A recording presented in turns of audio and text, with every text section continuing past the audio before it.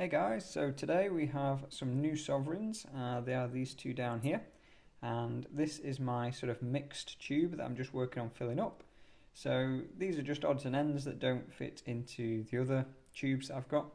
And once I fill this up, or if I get like an amount of, certain coins, like there's here we've got 11 QE2. We've got obviously the Gilliks and the Chins and the QE2. There's just my labeling. Don't worry about that.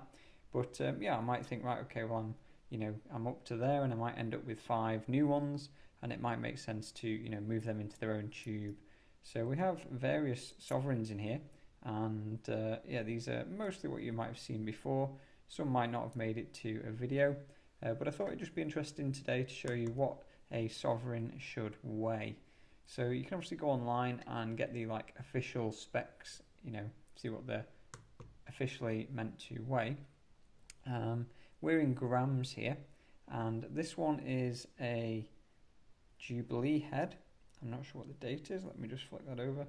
1888 Jubilee head, and it's got quite a bit of wear on. So if I pop that into there, we can see 7.947. So that's on the lighter end from what I tend to see in best value bullion. Normally 7.96 something. But your scales, you might have them calibrated slightly different. So you want to look for outliers if that's what you're checking for. If you're checking for what's in your stack, making sure it's all genuine, you want to kind of see, for outliers. It's not uncommon to see 7.99s for, like this one, for less worn coins. So this is non-circulated. This is a George Sovereign. And this is a later date. It's one of the last 4 years because it has the small head portrait. We'll just pop this other one, which is an Edward. We'll pop that into there. It looks pretty nice condition actually. So we're expecting this to be, relatively high again, 7.971, and yeah, that's okay. So these scales came with a little calibration weight. They're not super expensive, but probably the best piece of testing equipment you can get, if you can only get one and you're on a bit of a budget. So in here we have some other years as well. We have a few Georges, so some quite nice examples. What I would tend to do when I organise the stack next, I would probably move out any of these sort of particularly nice ones, and I think what I'll probably do at some point in the future, next time I'm looking at the stack and looking at some of the coins, I'll probably swap out some of the date run coins that I originally got. I might have nicer examples of them now, so I would probably swap those. So like this one here is an 1895, which means it's an old head, but that is in incredibly good condition for this sort of era of coin. And they were still circulated, but this one has some nice luster. I'd say it would be the old head portrait, and it's in very, very nice condition, that is actually.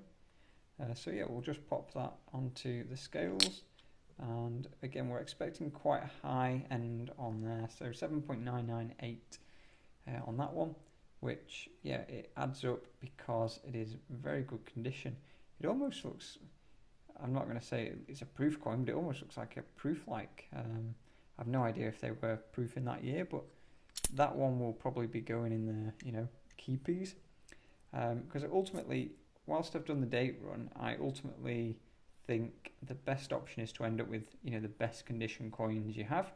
So let's say you go to a bullion dealer and you've got a load of knackered old scratched up coins, marked and dinged and that sort of thing. They're not that attractive. Whereas if you've got like these modern coins, not circulated, very, very nice. Maybe they've been touched with the human hand, but they've not been kicked down the road or anything. And they weigh what they should weigh, very shiny. Then your bullion dealer, if you come to sell, or anyone on the private market, they can't really argue with the condition. Whereas if you've got some knackered old ones, they could be like, well, they're a bit light and a bit worn and whatnot, that kind of thing. So the Gilliks are a good option for a nice balance between not the modern coppery colour, so they look still like a nice goldy colour, but you can still get them in very good condition quite easily. So I think one of the reasons I like Georges so much recently, you can still get very nice condition, but they're still old enough to have that history there. So this is an Ed, not a George, but yeah, the Eds, nice enough. You often see quite a bit of wear on those because they were still circulated, pre-World War One. This one is a bit worn again, not terrible, but just a little bit of wear on that. That's probably a lighter one. Let's just have a little look and see. Remember, we're down to 3 decimal points here, so we're looking at, minor differences, but that is probably one of the lightest ones I've got.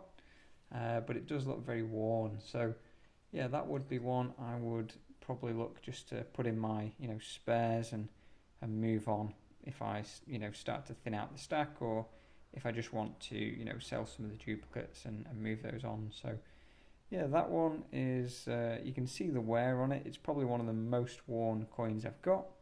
It has come from just best value at some point, and yeah, it was perhaps at one time helping me complete the date run, whereas now maybe I've got a duplicate of it.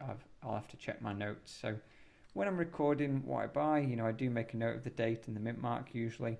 So that is a 1905B. I know a lot of my Eds are 1907 and 1903 for whatever reason. Just off the top of my head, I can't remember every single coin and every single date. Whoops, but some do stand out. So there's another sort of slightly worn. It looks, not the best condition, but it's not heavily worn like the other one. So you can see, it's still got most of the detail there.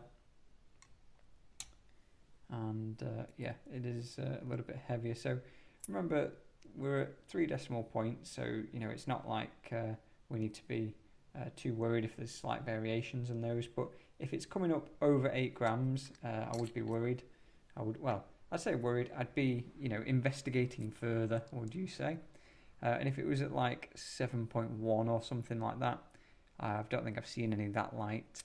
Then I would, I would be keen to investigate further on those. So yeah, this is a tube which is going to have 2 extra sovereigns in, and we'll just take a close look at those once I've finished mauling these. There we go. As I say, nice beautiful condition, just been rattled around a little bit there. So this is a 1906, which it does look, again, very nice condition, so very happy with that.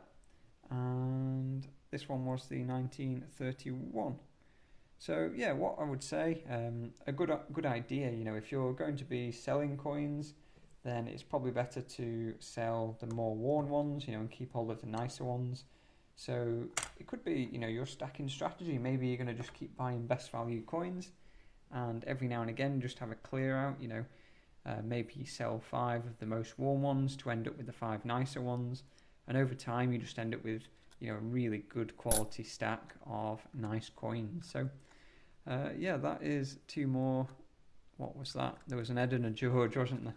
So I'll just adjust those numbers on there. And that will do for today. So I hope you enjoyed the video. And, yeah, we're looking forward to getting a couple more in here. These tubes do take 30. So we're now 4 in there, aren't we? Is my pen going to work?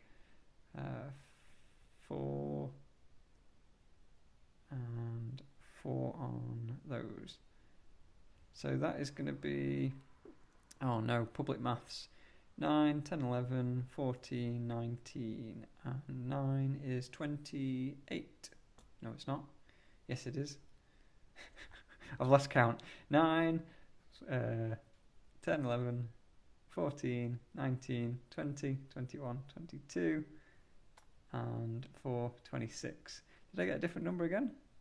Anyway, whatever it is, I'll weigh them. That'll do. So yeah, looking forward to getting this tube filled up, and we will have another tube of 30 there. And then, yeah, maybe it will make sense to mix them up into other tubes. So hope you enjoyed the video. Let me know what your stacking goals are and what you're working on at the moment. Like I say, I'm just trying to get this tube filled up next. And I'm still looking out for an 1817 sovereign, just at the right price and the right condition. So the search continues.